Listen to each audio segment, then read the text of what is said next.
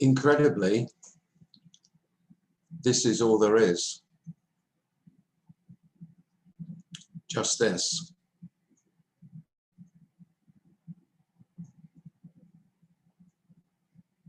Simply this. Only this.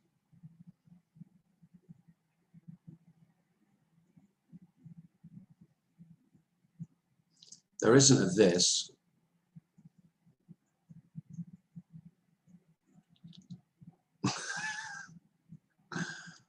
This isn't a thing. This is everything.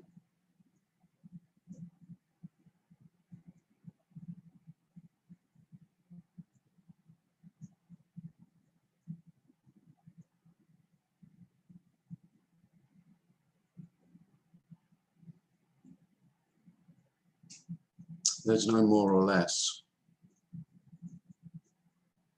until I say so.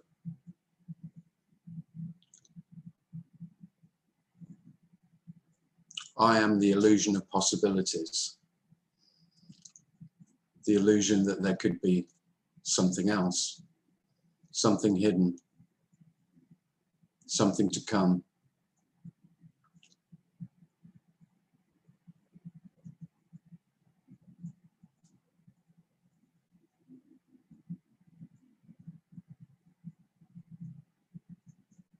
There is nothing to come.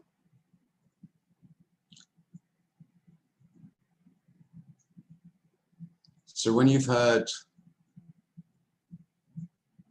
this is complete and this is whole, that's all that's being pointed at, is the impossibility of anything else.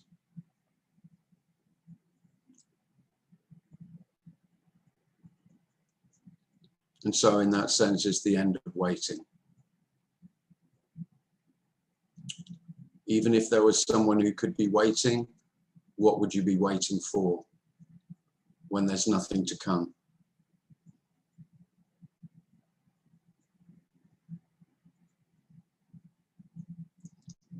And as I've said many times, that can sound pessimistic, even nihilistic and negative, but it is in no way any of those. It's utterly neutral.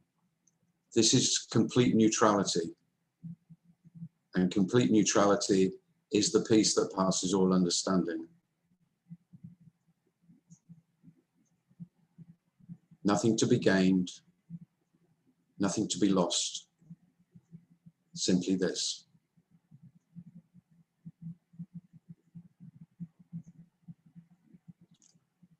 And this is always at rest, even when there's struggling, even when there's violence, conflict, everything that we would think was the antithesis of peace, even all of those happenings are at rest.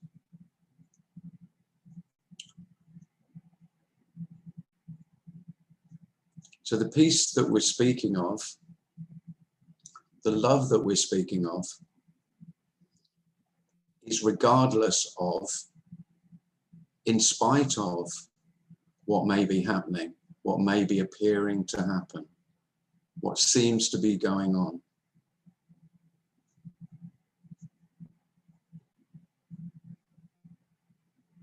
I wouldn't even say that that they need to be seen as a dream or as an illusion. No, they're real happenings. There is only what's really happening. But the piece is that what's really happening isn't really happening.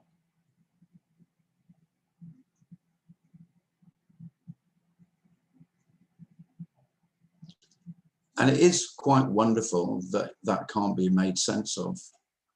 That can't be understood. The peace is in the not understanding. The peace is in the one who needed to know in order to find peace has just laid down.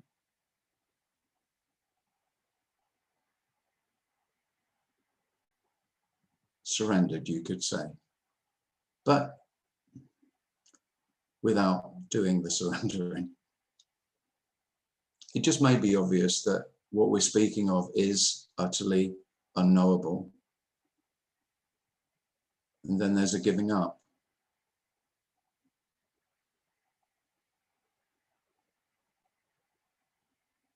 And in the giving up, it's very obvious no one gave up.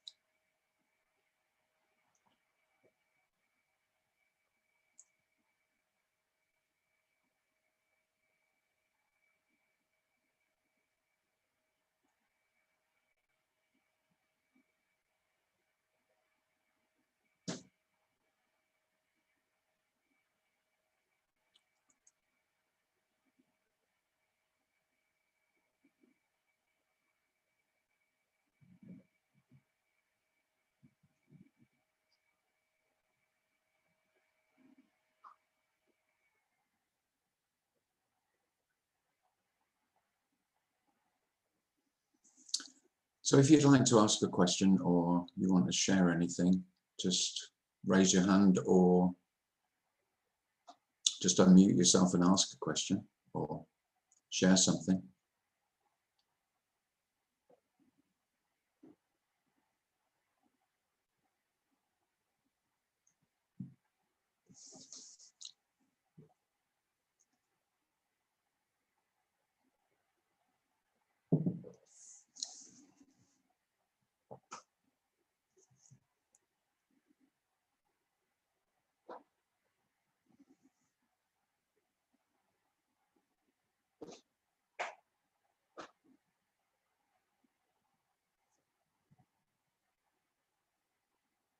David has his hand up. Can you hear me, Tim? Hi, David. Yeah. Hi. It's it's a bit of a bummer for you in some ways. I think it's a measure of how wonderful that introduction, so short, was that nobody has any questions to ask. Well, I don't think that's necessarily an indication of how wonderful it was, David, but I do appreciate it. I dumbfounded, yeah, maybe dumbstruck. I'm only half joking. But thanks for suggesting that's a possibility. I know. I'm sure, I think others might agree. Anyway, that's how you're stunned into wonder. Yes, that's right. Anyway, that's all you're getting from me tonight. Thank you very much. Oh, thanks, David.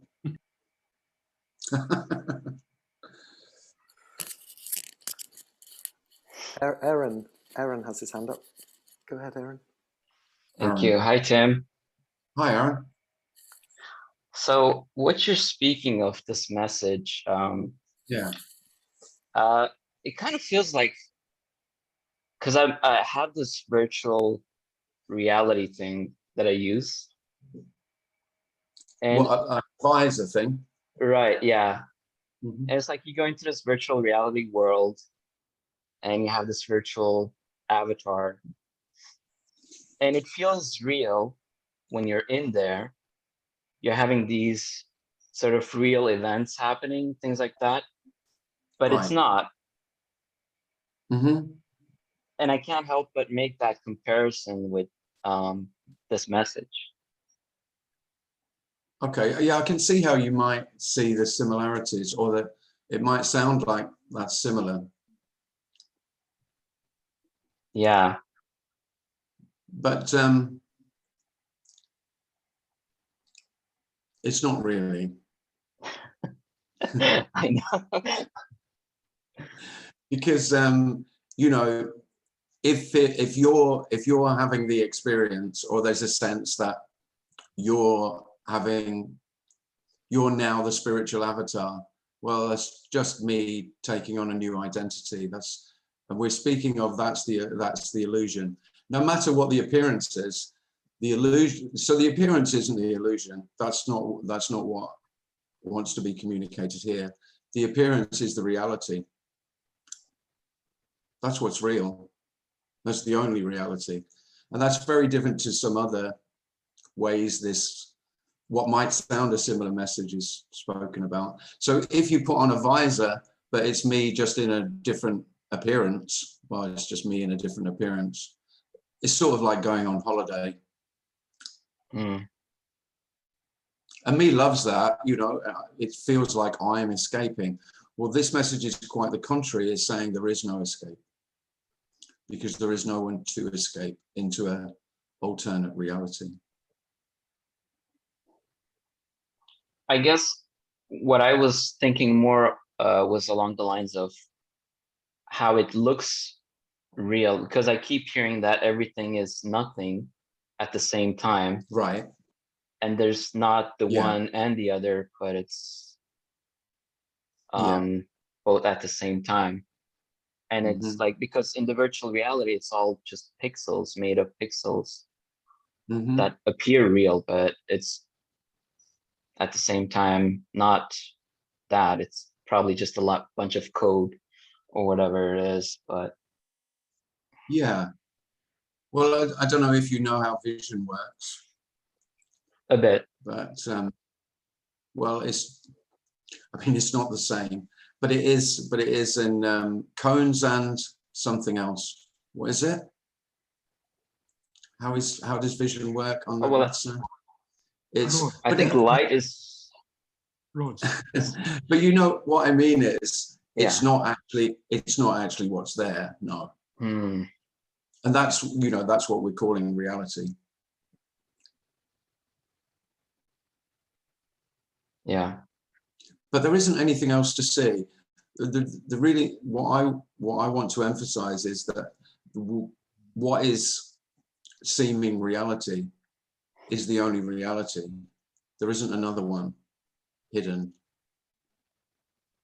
And what we're calling reality is also absolutely nothing, as well as being what it is. And that's no different whether you have a visor over your eyes or whether you're just looking out at what we call normal reality. There really isn't any difference in that. It's all empty. As well as being full of what can be seen, can be heard, can be felt.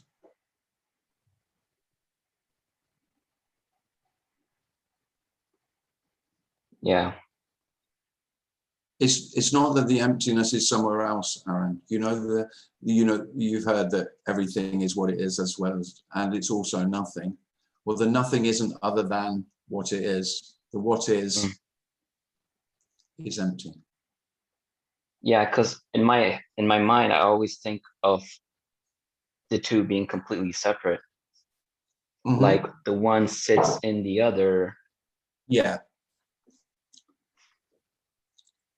And I remember I always heard it when I heard this message, I don't know how many years ago, but when I heard it, I always had the concept of, okay, so everything is appearing from nothing. So nothing is the source, and the things are coming out of nothing, from nothing. Nothing is creating, so really I made nothing God. Yeah. In my way of thinking, that's how I made sense of it. Because I already had, I was steeped in as most of us are, a condition that there must be a creative force, there must be a creator. And if it's not a personalized creator, as in God, then it's a creative force. And that I made the nothing into that. Well, what wants to be said here is that it just feels very obvious that there isn't anything created, because creation comes before and then there's the happening. And the emptiness is the happening. It's not the creator of it. The most incredible thing about this as a, I don't know, I haven't got a good word for it, realization, seeing, when it's obvious, the most incredible part is that there is no creation, that there isn't anything before or after, because of course creation is the story of before there was this and that created what became, and there is no becoming. Total rest, absolute stillness, all the movement completely still, all what's happening not happening.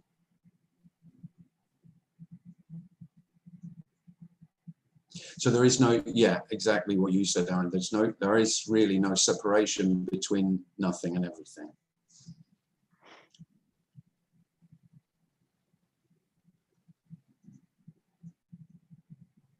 Yeah. And then there's nowhere to go at all. Exactly. You know, the mind goes with that. If there's any more thought about it, it's like stumbling, falling on its face. All efforts to comprehend is, and the incomprehensibility of what is being spoken is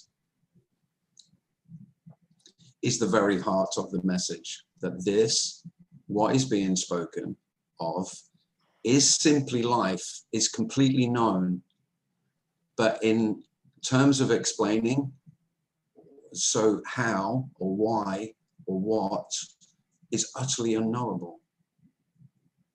And so those questions stop appearing when the one who needed to know has stopped asking the questions. And if the one who stopped asking the questions throughout his life stops asking the questions, in a very real sense, it feels like he has stopped. I have stopped. And incredibly, that's no loss at all.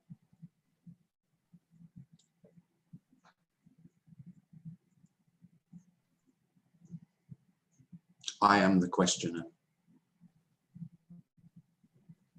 Because in the search for my answers is my desire to control. And that's really the whole energy of self, is that sense of I need to be in control.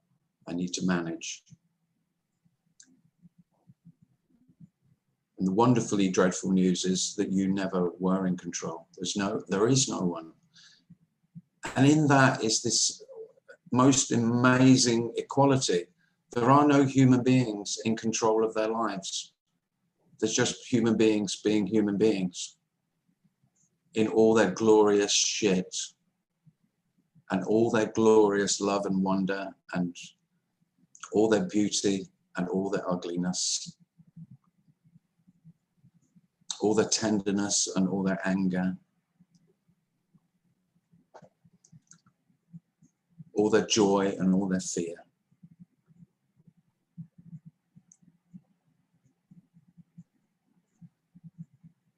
And it's simply obvious that there's no explanations required. Explanations are for me, so that I go, oh, look how clever I am. I know how she works.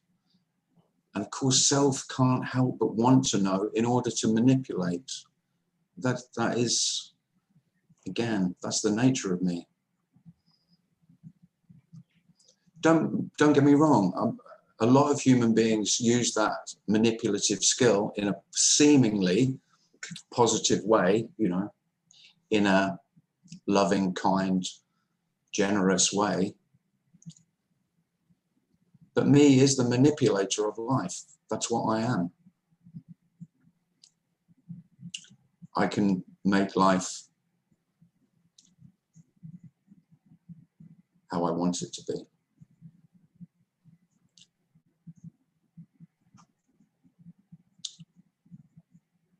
And although it sounds attractive to me, that is the root of all suffering. Well, maybe that's a bit grandiose. Not all suffering, most. The vast majority.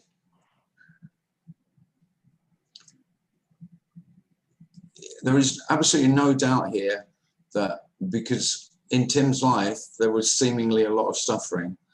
And now, when there's looking at that, it's absolutely clear who caused 99% of it. Me. There's no doubt. It's so doubtless. I often tried to blame others, of course, or circumstances, or God, or bad luck, or karma, or whatever else I could think of that I might be able to make sense of it and then get back in control. And this message is about there is no controller. It's all illusory. There is no driver of the dream bus.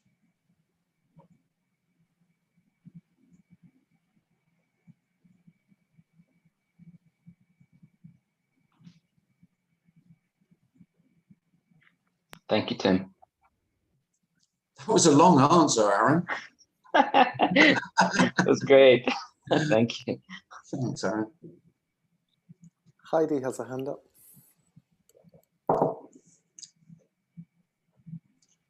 Heidi.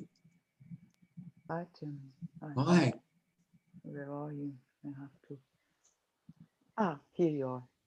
Right. Hi. So I'm surprised as all the time if I'm in this room. And tonight I had 20 minutes listened just to what you said and the questions that came in. And it was absolutely clear the same what was running into my head. And the outcoming of that was then I had to write a little bit. So it's really not possible for me to catch a thing. No. This gives emotions like firework. If I realize it's not possible to catch anything, No. it's really like firework. And the disappointment, as this firework is a disappointment, this creates the next question. Suddenly there's a hanging on and there it pops up the next question. Yeah. And I really have to laugh then, because then in this moment it starts letting go. I don't know what, but it starts letting go. Yeah. Like this. And even these getting back, it's really just a happening. It's firework. It's great. Yeah. I like that. It's fun. Just wanted to share that. Yeah. Yeah. Thanks, Heidi. Thanks.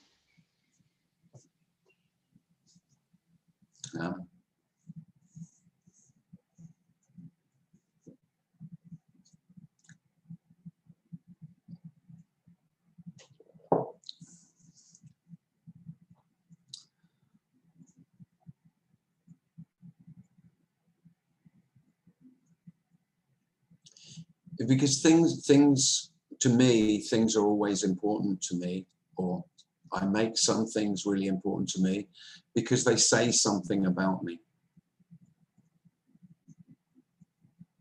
You know, my things.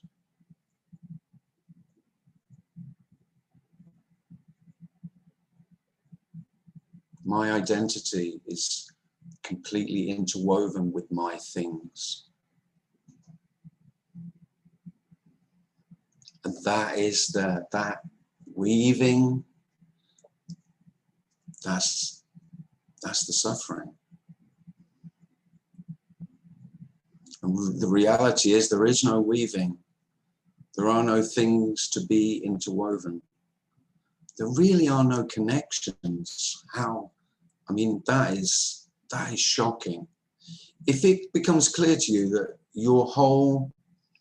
that what you've really desired is interconnection, is to make connections, is to be connected, and it's just revealed. Don't ask me how.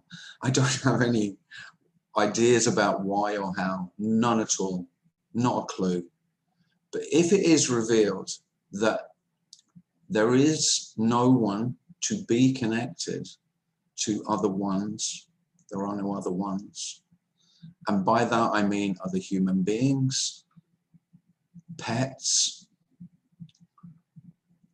possessions, places,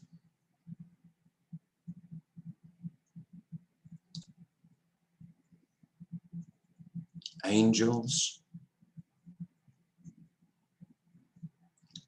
you know, both real and imaginary. The impossibility of that is what we're speaking of. And although that is a seeming loss, and there may be a great mourning for that, it could be terribly disappointing that you could never be connected with another one. There are no ones.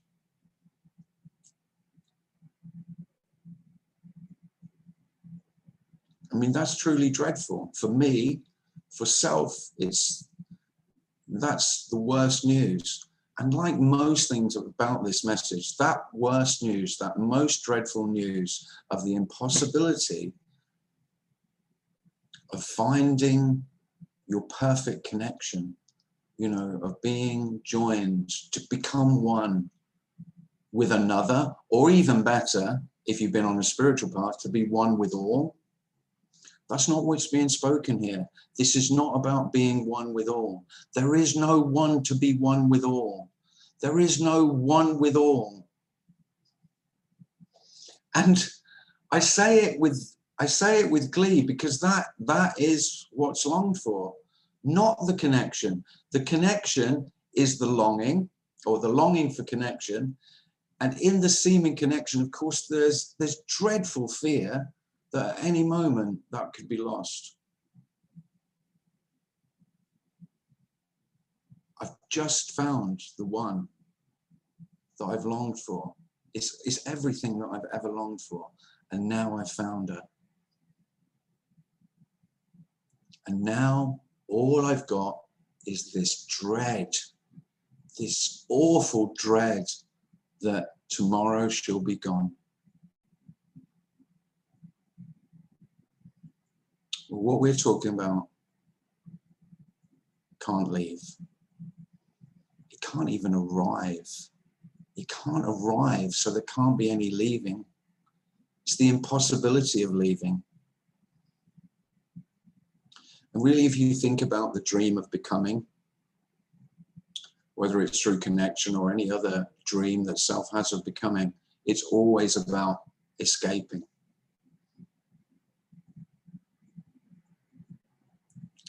To a better place. There is no better place, nor worse place. This is the only place. It's all places.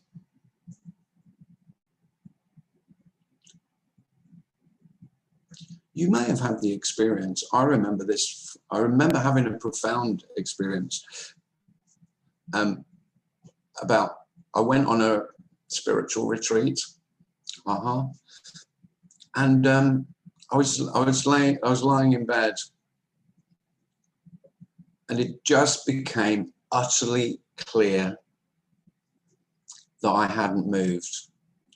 Now I'd been non-stop that day. I'd driven to the airport, I'd got on the plane, I'd flown to Oslo, I'd got lost in Oslo, I'd spent far too much money in Oslo, and then I was just lying in this bed. And then it was a revelation. It was never quite the same afterwards about that I could go to other places. It was just very clear that I hadn't moved, that what I'd called myself, this, which, you know, The illusion is that I am separate from this. This does not move. There was no movement. There is no traveling. So in the appearance of all this traveling that we call life, there is no movement. And that's the peace. That's the peace. You don't need to understand it. It just may become undeniably obvious, transparently clear that this is always.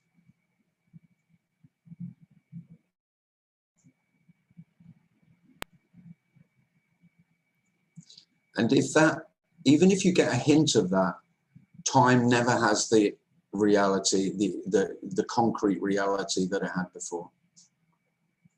And if time doesn't have concrete reality, self starts to get a little bit shaky and a little bit transparent. Because how do I exist without the absolute reality of time? Because that's all I am.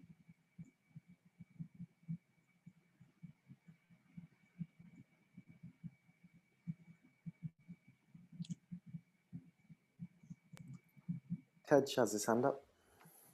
Tej. Hi, Tim. I just wanted to share.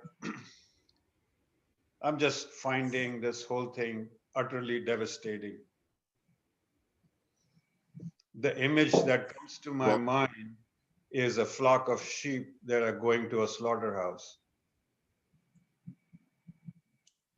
And yet, there is that undescribable love behind it.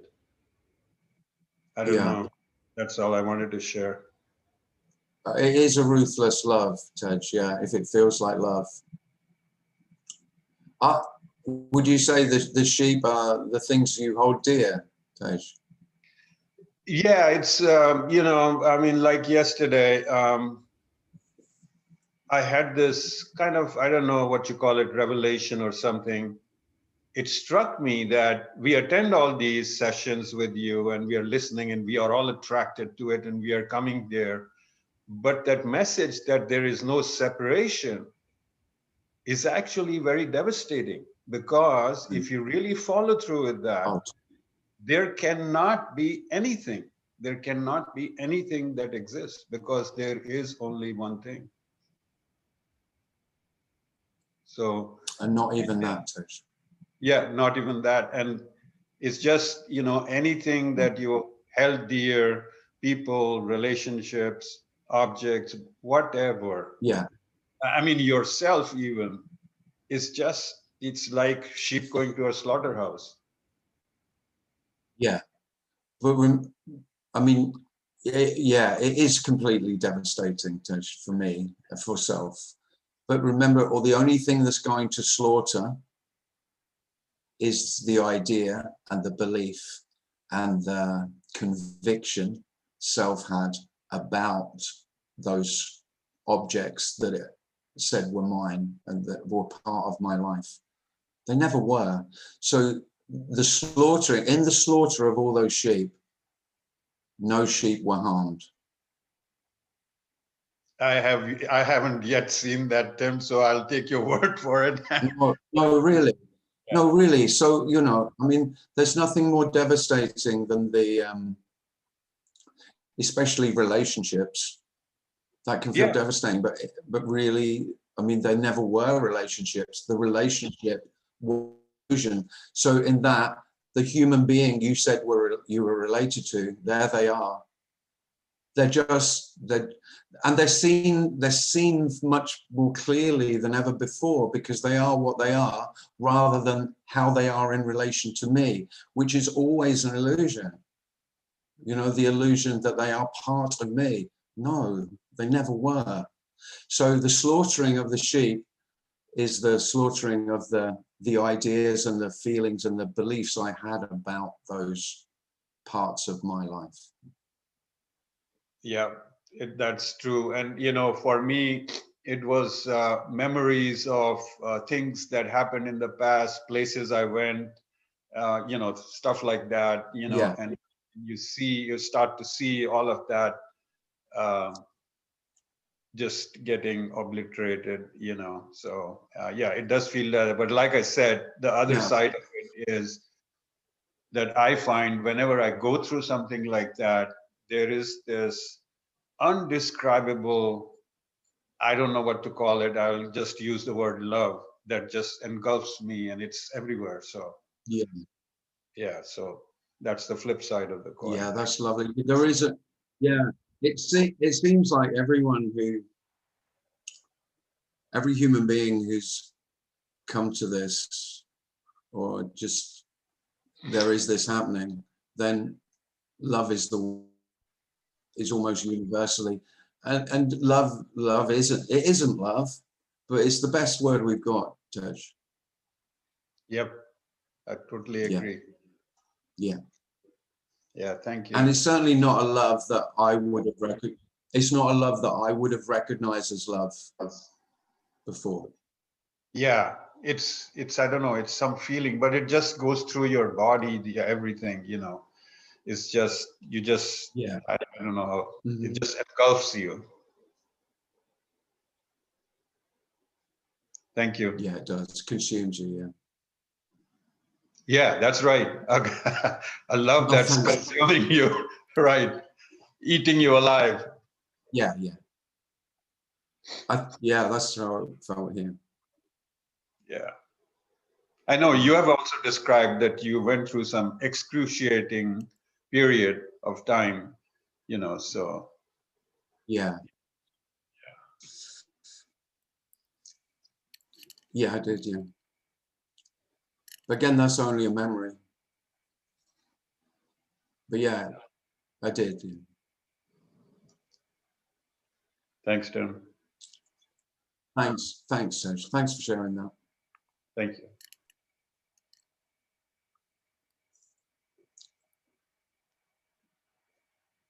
I'm really tempted. I'm really tempted to say it's not as bad as it sounds. Sorry. Well, you have been through it, Darren, so it's fine for you to say that. I know, I'm just joking. You're not on the other side of it.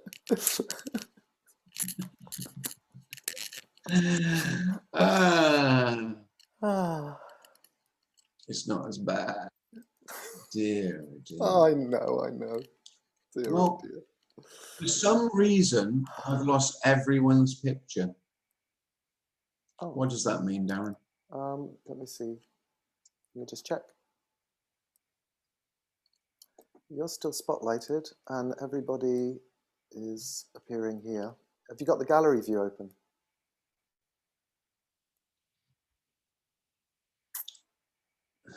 Could just be your connection. Matt Snygren has said the silence of the lambs. Bad joke. I can't, I don't know why, but I can't see anyone. Doesn't, why? Can people still hear me though? It looks like I've lost everyone, but I probably didn't. We can hear you. You could always, if you wanted, Tim, you could always close and log back in. Yeah. But don't. Actually, what happens if you leave? Hang on, if you leave, will it close the meeting?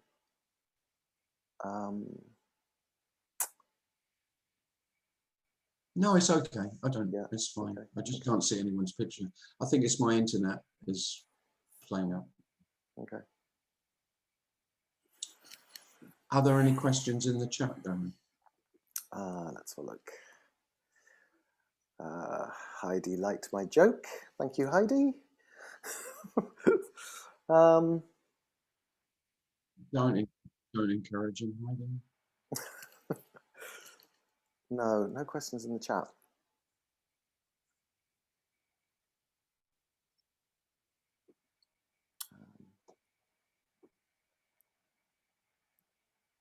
Oh. Is it back?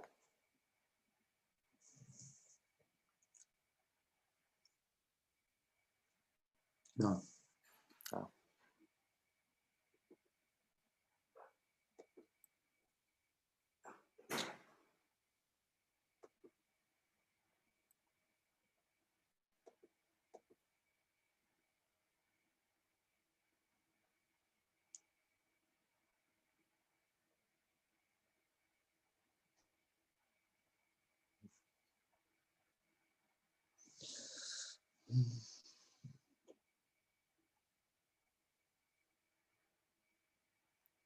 Rita says, you explain it all so beautifully.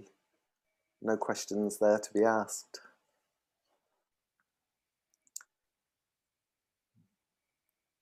Oh, thanks, Rita.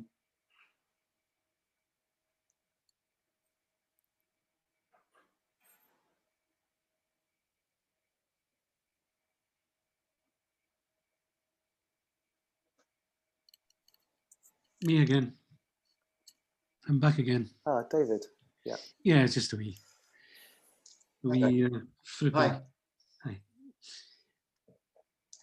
You can see, you know, down the millennia, which of course didn't exist, but and even now in a way, that we get so tied up in knots with all this stuff. The notion of simply, and this isn't going to sound good, but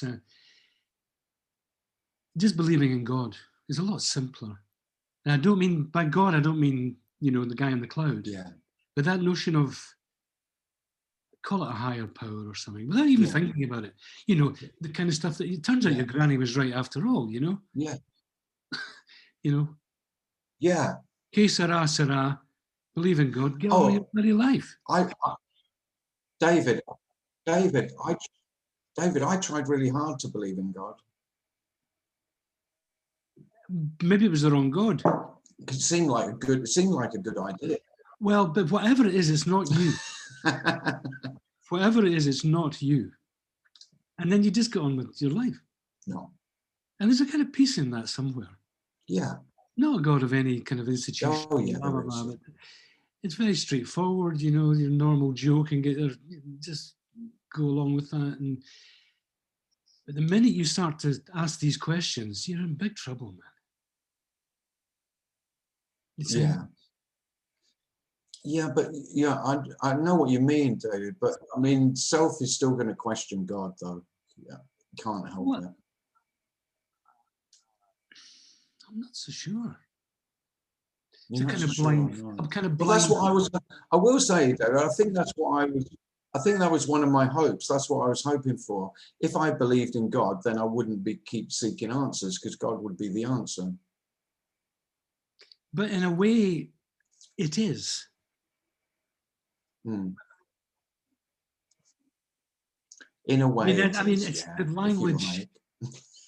It's it's the words thing again. You know, there's a lovely, you know, as you know, I'm quite still a fan of Nizhigadatta and things. You know, in terms of the kind of non-dual, Yeah. this doesn't make sense, but let me say it. You have to be ripe for silence, he said.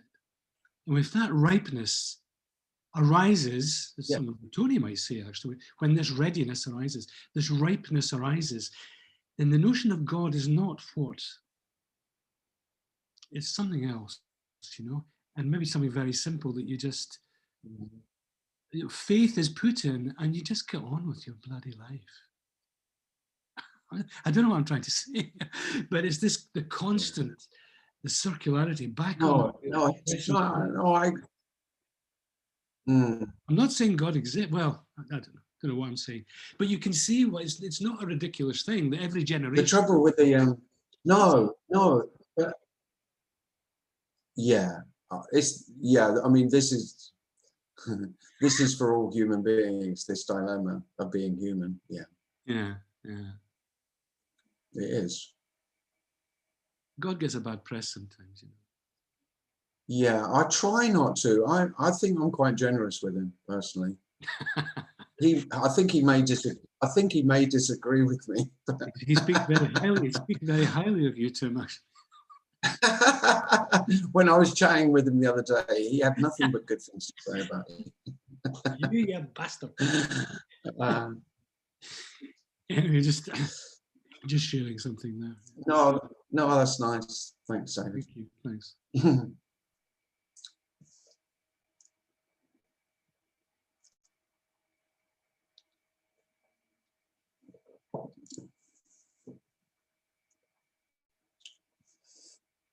Matt has his hand up. Hello, everyone. So Hi, I just have a joke. Is it okay if I tell a short joke about God?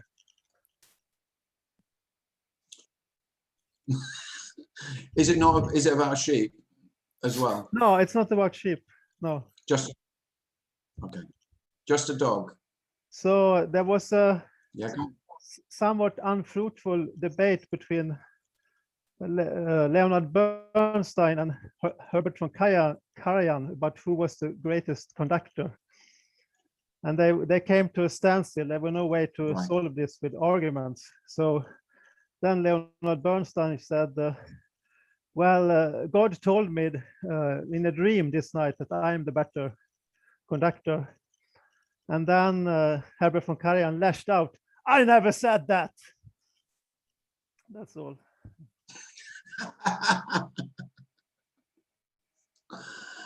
Yeah, not bad. Yeah, maybe people nowadays don't know these people, no, but for those of us who are old enough.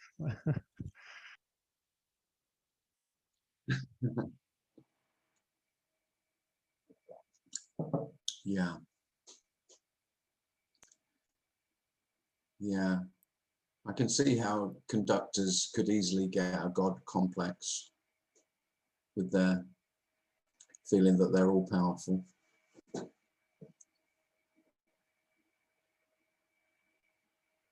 Well, it's been very disconcerting for me because I can't see anyone for the last 20 minutes. I've just got a blank screen, which is odd. I've had a look at all the settings here and it's fine. Feels. Yeah. I just think it's my internet, but it's very odd. Because the only picture I've got is me. So yeah. Your talking internet to myself again. Your internet is a little bit patchy. It's jumping around a little bit. Yeah. Joseph has his hand up. Yeah. Hey guys. Joey. Yeah. Hello, mate. Hi. I just think that there isn't. I think what this message highlights, or this communication, this talk, whatever you want to call it. Whatever. The energy of this is that for me, there's really no relief. There is no relief for me, no.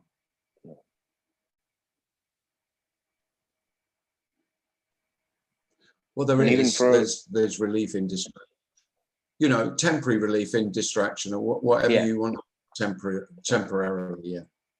And even taking bits and pieces of what you say, or what this sort of communication seems to say, like that'll make me okay for a little while, whether that be a couple of years, or whatever it is. Yeah. Mm-hmm. But me is always under constant pressure. Yeah, under pressure from me. Yeah. It's pressure. I'm under pressure from myself. Yeah.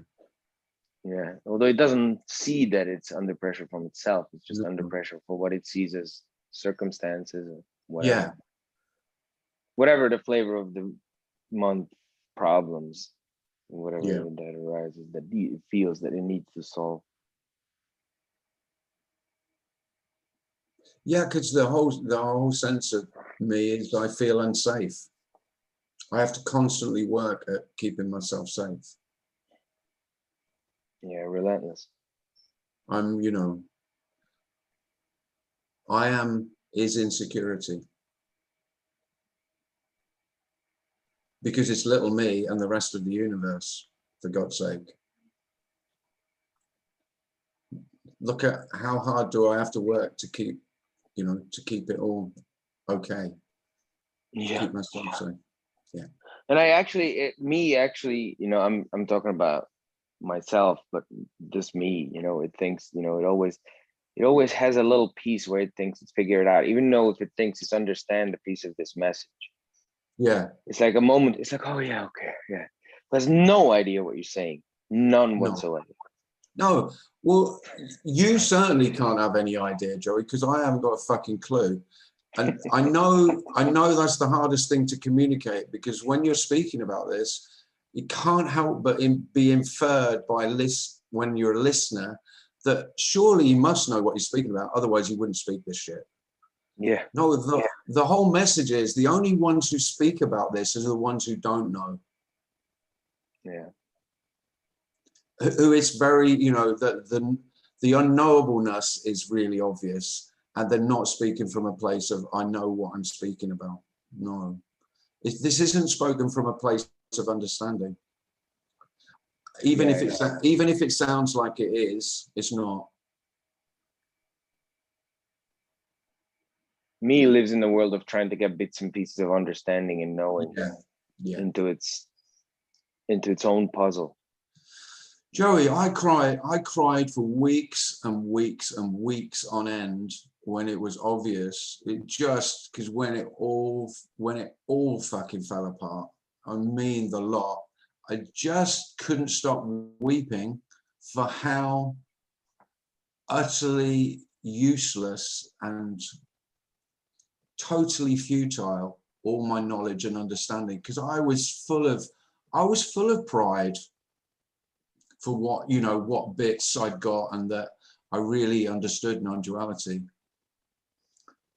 Just like I'd been proud of all my other achievements, you know, whatever else I felt I'd achieved in life. Then I was just, but with non-duality, I had even more pride. And it felt like a great loss, losing that. It wasn't, it was the greatest blessing.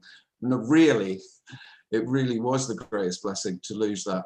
But it felt dreadful at the time. I wonder, I want to ask you that.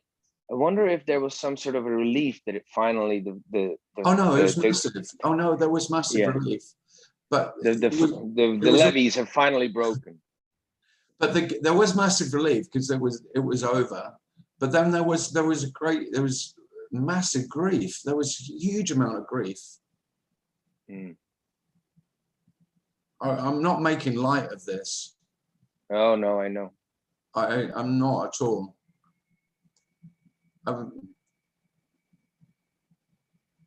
It's a catastrophe. I think I get a sense of that. I think I get a sense of that when I chat with you. That you know, I think that's where your compassion comes from. Really. Yeah, I mean, you know, in one way, if you could be vaguely happy with yourself, I'd say, yeah, just carry on. But the trouble is, when, you know, if you get bitten by this, you're fucked. It is. It doesn't matter how slow it is. It doesn't matter how much resistance. Doesn't matter how much time, because there is no time.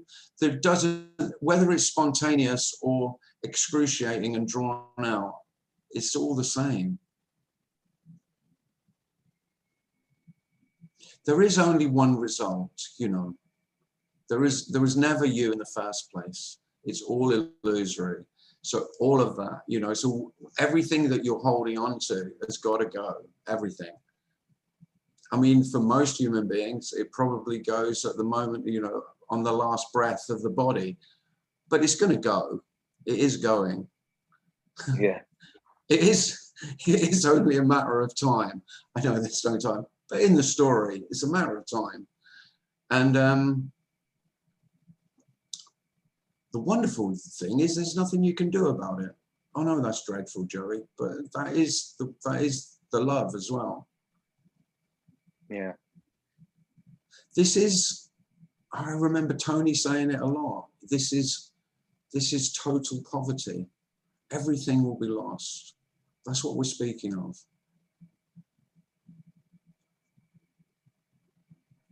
It's like you're sitting down and play a game of chess. It's what? And it's like you sit down to play a game of chess, yeah, and the board is already checkmate. Yeah. And then you're like, well, how about if I try it this way? But it's already over before you even start to move anything around. Well, well, regardless of the moves, yeah, the outcome is already. Yeah. I had this that came to me at a meeting with Andreas a couple of days ago. It was like, somehow we were talking about being in prison, but it really is the situation of me is like being in prison, sentenced to death, because you're never going to be free. No. Yeah. No, that's dreadful. That's why this is a compassionate message, because there is already only freedom. Me can never make that leap. No. No. No. because there's already no prison to escape from. There is already no one in prison, and there already is no prison. You are the jailer, you are the prisoner, and you are the jail.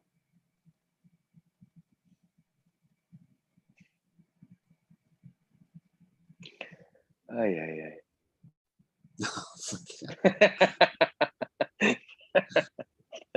Thanks, Tim.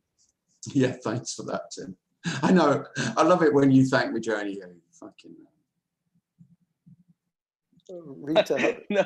I have no. I know it may sound like that, but I honestly. You make me laugh. Oh. Oh man. Yeah. Dave Pollard says it's worse than that, Joey. It's not a death sentence. It's life without parole.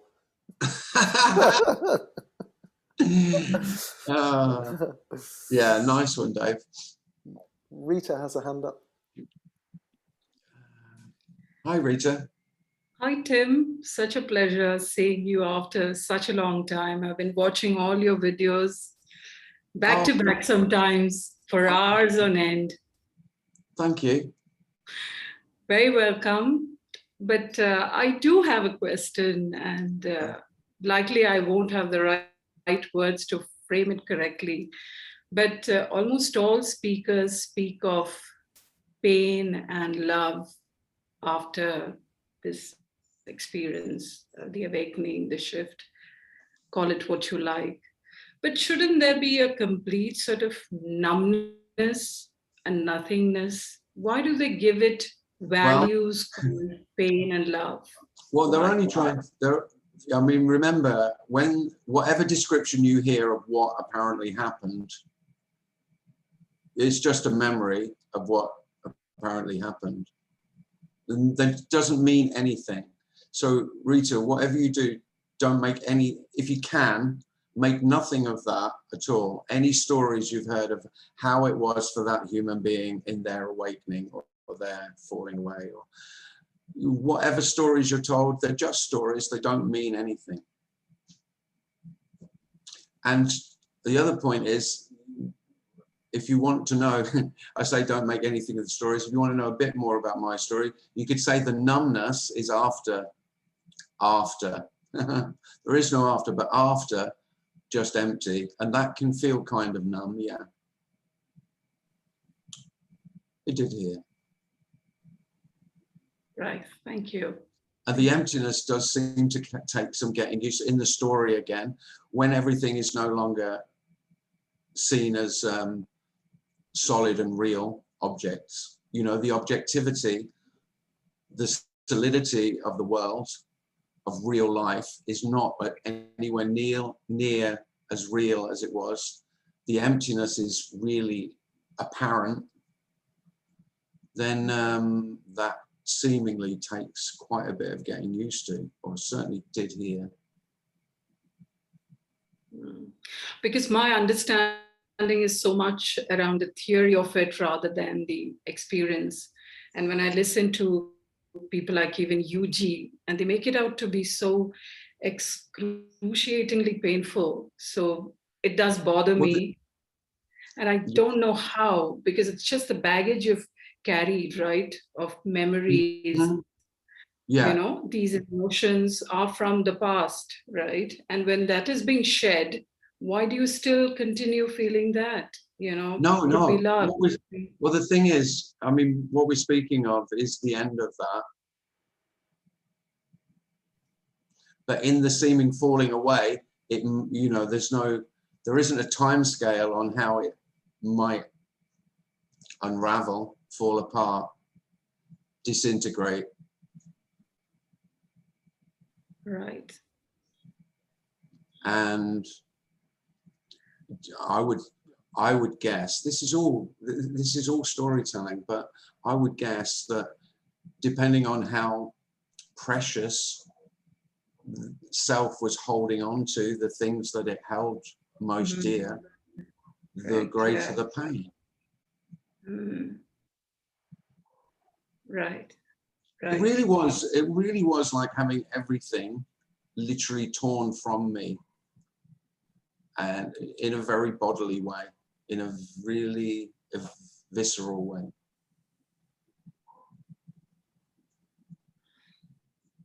But I have said that I am a drama queen by nature, and so of course it was my nature to make a lot of fuss. Okay. Whereas other characters, it would be very different, I feel. I'm guessing so. But I think Yuji is a big drama queen, yeah. Oh, well, the thing is, in comparison with Yuji, I mean, he made it the great catastrophe. Well, you know, the ultimate drama queen, making it the great catastrophe. True. So I would say I'm just below Yuji on the drama queen scale. And also another very important thing I wanted to share with you, your experience which happened near the rocks with school kids that you'd taken on a trip. Yeah. It's a book that I read by Murakami, Kafka on the Shore. And there is a moment in that book where the protagonist sort of has something very identical to what you did. So I do not know if he's talking about the shift itself in that book, but he again is taking these bunch of school kids into a field, and suddenly there is this revelation one of the child has. Oh, very well, similar to yours. What's Kafka on the Shore. Kafka on the Shore. By who? Murakami. He's a Japanese writer. Murakami, yeah, Murakami. Yeah. Oh, thank you, Yes. Rita. Thank you for your time. So pleasure talking. Lovely to see you here. Thank you. Thank you. Well, we're out of time a bit, unless anyone's got something burning to say. I've got a bit excited this week. I'm thinking of having a weekend retreat in London, and hoping to set that up in the next couple of weeks. And I'm hoping around the end of July, when hopefully in London things will be normal-ish at least. And so I'm hoping to have a live meeting and stream it simultaneously with the help of my technical guru, Mr. Darren Robinson. We're hoping to, so you could either come to it or you could watch it live streamed for the weekend. So I'm quite excited about that. And we got a bit closer to that looking like it is going to happen. Yeah. So as soon as I've got anything concrete, I'll let you know.